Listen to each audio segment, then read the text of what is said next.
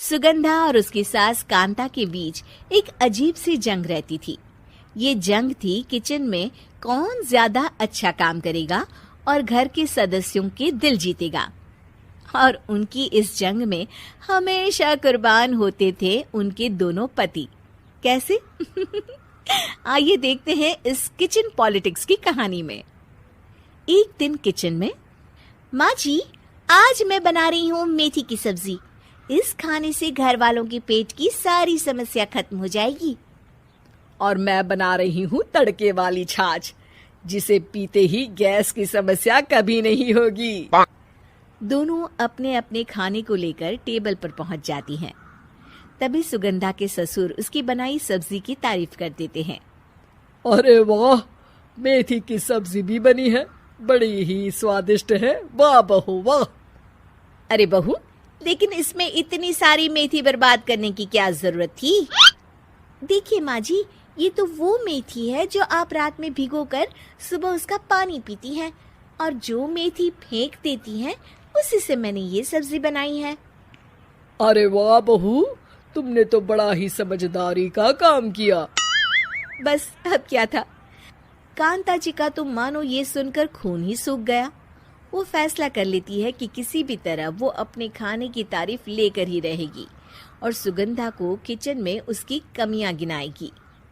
Kanta fridge खोलकर देख रही होती है और फिर सुगंधा से कहती है, अरे बहू, ये क्या, पूरा फ्रिज गंदा पड़ा है। तभी वहाँ सुगंधा का पति आ जाता है।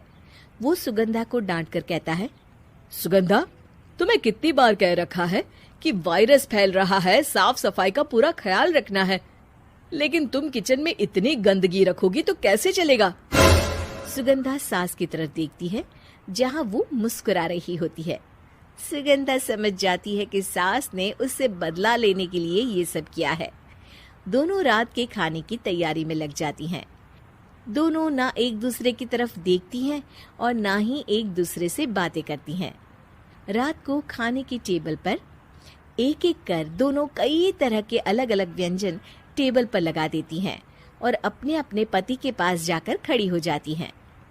अरे खाइए जी खाइए, मैंने बड़ी मेहनत से बनाया है। प्लेट में वो खाना डालती हैं। सुगंधा भी दोनों की प्लेट में खाना डालते हुए कहती है, बड़ी ही मेहनत लगी है इस खाने को बनाने में। हाँ, दोनों को ना चाहते हुए भी सारा खाना खाना पड़ता है। कहीं दही तो कहीं मलाई तो कहीं मसाला। और इन सब के बाद दोनों बड़ी ही मुश्किल से अपने कमरे में सोने जाते हैं।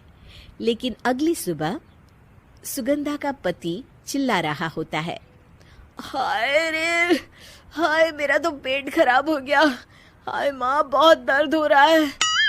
तो वहीं कांता के कमरे से भी कुछ ऐसी ही आवाज आने लगती है।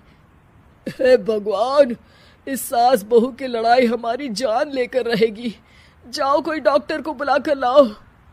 डॉक्टर आते हैं। दोनों को देखकर कांता और सुगंधा से कहते हैं, देखिए, आप दोनों इन्हें खाने में हल्का ही दीजिएगा। हो सके तो रात का खाना जल्दी खाया करे और वॉक किया करे। इतना कहकर डॉक्टर वहां से चले जाते हैं। जिसके बाद एक बार फिर से दोनों बहुएं किचन में जाती हैं और खाना बनाने में लग जाती हैं। रात में खाने के टेबल पर दोनों एक बार फिर से खाना लगाने लगती है। पापा जी, मैंने ये पतली मूंग की दाल की खिचड़ी के साथ ये पापड़ और पुदीने की चटनी भी बनाई है। अरे बहू, अभी अभी बेचारे पेट की बीमारी से गुजरे हैं, इतना भारी खाना तो डॉक्टर ने भी मना किया है ना। देखिए, मैंने आप दोनों के लिए सूप बनाया है। और दोनों उन लोगों की प्लेट में खाना डालने लगती हैं। तभी दोनों एक साथ बोल पड़ते हैं, बस करो, हमें माफ करो, हमें नहीं खाना इस घर में ना खिचड़ी और ना ही सूप। हम इंसान हैं, एक वक्त में एक ही खाना खा सकते हैं। बस करो, हमें माफ करो, हमें नहीं खाना इस घर में ना खिचड़ी और ना ही सूप। हम इंसान हैं, एक वक्त में एक ही खाना खा सकते हैं। इतना कहकर वो दोनों वहां से चले जाते हैं। कहानी का अंत। आप लोग उम्मीद कर रहे होंगे कि अंत में सब ठीक हो जाएगा। नहीं जनाब, अगर सास बहू के बीच सब ठीक हो जाए तो आप ये सीरीज देखे ही क्यों? तो मजा लीजिए इस चैनल में सास बहू से जुड़ी कहानियों का, क्योंकि ये ऐसा रिश्ता है जिसकी मिठास उसकी खटास में हमेशा ज्यादा ही रहती है।